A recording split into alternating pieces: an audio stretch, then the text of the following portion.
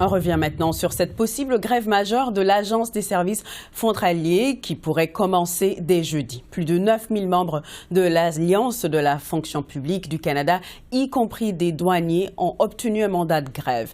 Les deux parties entrent en médiation aujourd'hui. Le syndicat réclame notamment la parité salariale avec les autres organismes d'application de la loi, comme la GRC. J'en discute avec Alex Silas, vice-président de l'exécutif national de l'AFPC. Bonsoir, Monsieur Silas. Merci. Bonsoir, Moira. Merci pour l'invitation. Alors, vous étiez en médiation aujourd'hui. Oui. Est-ce que les choses progressent avec le Conseil du Trésor en ce moment ou est-ce qu'on se dirige vers une grève, là, jeudi? Bien, regarde, je veux dire qu'on est toujours optimiste, on est toujours prêt à arriver à une entente, en autant que cette entente rencontre les besoins des travailleurs et travailleuses à l'Agence des services frontaliers en termes de salaires équitables, en termes de parité pour les retraites et aussi en termes de langage pour télétravail pour les travailleurs qui ne sont pas en uniforme. Donc, on est optimiste, on a l'espoir que la médiation va éviter la grève, mais sinon, nos membres sont mobilisés, nos membres sont militants et ils sont prêts à passer à l'action pour les contrats équitables qu'ils méritent. Je vais vous parler de ça en détail, surtout des agents frontaliers, des chiffres exacts. Hein. 90% des agents frontaliers sont désignés comme travailleurs essentiels. Quel impact est-ce que ça pourrait avoir une grève comme celle-là? Ben, je pense qu'on a vu l'impact en 2021. On ne va pas rentrer dans les tactiques spécifiques, mais je vais dire que les membres du syndicat des douanes et de l'immigration de l'Alliance sont militants, sont mobilisés, puis ils sont prêts à se battre, ils sont prêts à lutter pour l'équité puis le respect qu'ils méritent. Puis ce que je dirais à M. Trudeau puis le ministre Anand, c'est qu'il fait mieux de s'attacher leur truc avec la broche parce que s'il n'y a pas un deal à la table de FP, ça va brosser en tabarouette. Alors, vos membres pourraient recourir à la grève d'Huizel. Le Conseil du Trésor dit qu'il ne veut pas ralentir intentionnellement le traitement des frontières. Est-ce que vous vous dirigez vers des mesures disciplinaires? Toutes les actions sont possibles. Du 6 juin, on va dans une position de grève légale pour nos 9000 membres sur le groupe FB. Donc, comme je dis, de ce point-là, on va déterminer nos tactiques. Notre but, c'est d'arriver à une entente et on espère que l'employeur va nous présenter quelque chose qui fait de l'allure à la table. On sent votre résolution, c'est clair. Quelques chiffres concrets. 2,5 milliards de marchandises traversent la frontière chaque jour. Des milliers de Canadiens, on le sait, vont aller en vacances pendant l'été. Est-ce que vous risquez de perdre dans l'opinion publique quand ça vient à cette mobilisation et l'impact possible de la grève? Je veux dire deux choses. Premièrement, les chiffres que tu viens de mentionner, ça démontre l'importance du travail de nos membres aux frontières pour notre économie et aussi pour la sécurité des Canadiens et Canadiennes de protéger nos frontières. Deuxième chose que je veux dire, c'est que je pense que de plus en plus, les Canadiens, les travailleurs et travailleuses canadiens comprennent qu'on a un mauvais deal, que les salaires continuent à être sous l'inflation, sous le coût de la vie. Puis ça, c'est quelque chose qui impacte tous les Canadiens. Donc, on voit aussi de plus en plus les Canadiens sont en solidarité avec les travailleurs qui prennent des actions de grève parce que le monde comprend pourquoi on fait ça.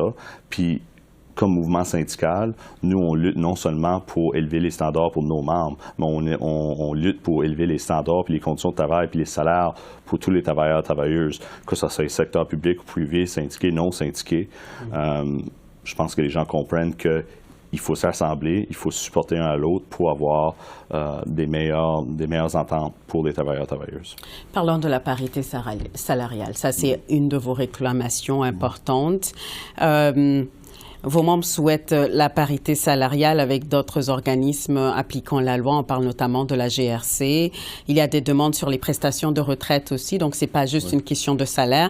Est-ce que ce sont vraiment des emplois qui sont comparables? Oui, absolument. Je pense que si tu regardes au niveau de risque, au niveau de stress, aux effets des corps de travail, que c'est des rôles où, lorsque les gens se sauvent du danger, toi, tu es dans une position où il faut que tu fasses face au danger. Donc, je pense que ça mérite d'être reconnu. C'est des services d'urgence, c'est des services de protection et ils méritent la parité avec la GRC en termes de retraite et en termes de salaire. Mais est-ce que ça respecte la capacité de payer des Canadiens? Je ne suis pas sûr que je comprends la question. D'avoir toutes ces réclamations-là, est-ce que, dans le fond, ça risque d'avoir un impact sur la bourse publique? Je pense que quand on lève le standard pour les travailleurs de la fonction publique fédérale, on lève le standard pour tous les travailleurs et travailleuses. Notre économie devrait marcher pour les ouvriers, pour les travailleurs et travailleuses, pas pour les ultra-riches. Présentement, on a l'iniquité salariale extrême dans notre pays. Le monde se réveille à ça, le monde commence à comprendre ça.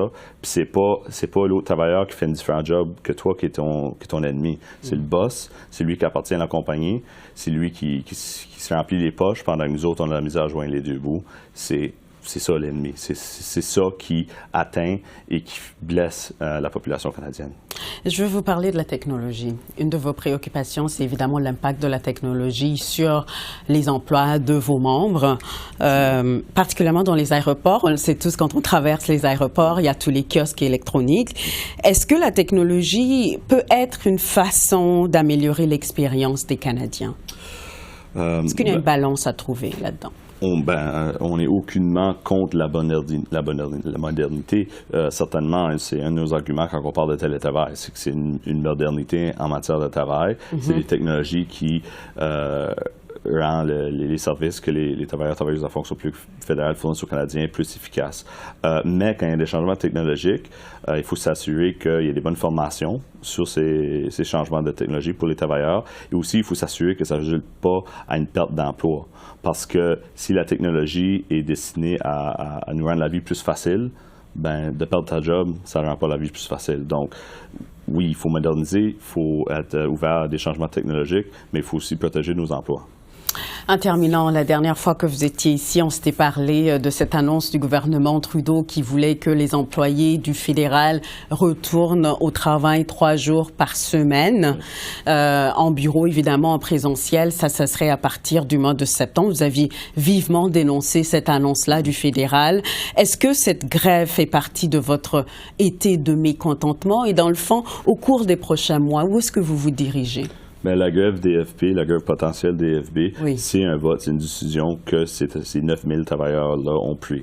Donc, je veux distinguer les choses un peu, oui. Mais c'est sûr que le changement de mandat de télétravail, le retour au bureau, ça démontre un manque de respect, un manque de consultation, un manque de bonne foi de la part du gouvernement fédéral et aussi un manque de vision. Le gouvernement fédéral devrait être un leader à moderniser nos modalités de travail. Le télétravail, c'est le futur, ça fait partie du futur du travail, puis le gouvernement fédéral devrait mener la charge. Présentement, c'est les syndicats qui mènent la charge pour pousser pour du progrès, comme ça a toujours été le cas dans différentes protections d'emploi, dans différents congés, même des choses comme la fin de semaine. C'est les syndicats qui ont mené la charge pour ce progrès-là pour les travailleurs. Le télétravail, c'est une nouvelle frontière de progrès pour les travailleurs, puis on espère qu'en menant cette charge dans le gouvernement fédéral, que ça créera aussi un nouveau standard dans plusieurs secteurs à travers le pays pour que tout le monde ait la possibilité de faire leur job aussi efficacement, des fois plus efficacement de la maison autant que du bureau, ait cette opportunité et cette flexibilité-là. Alex Silas, merci beaucoup. Merci beaucoup à vous.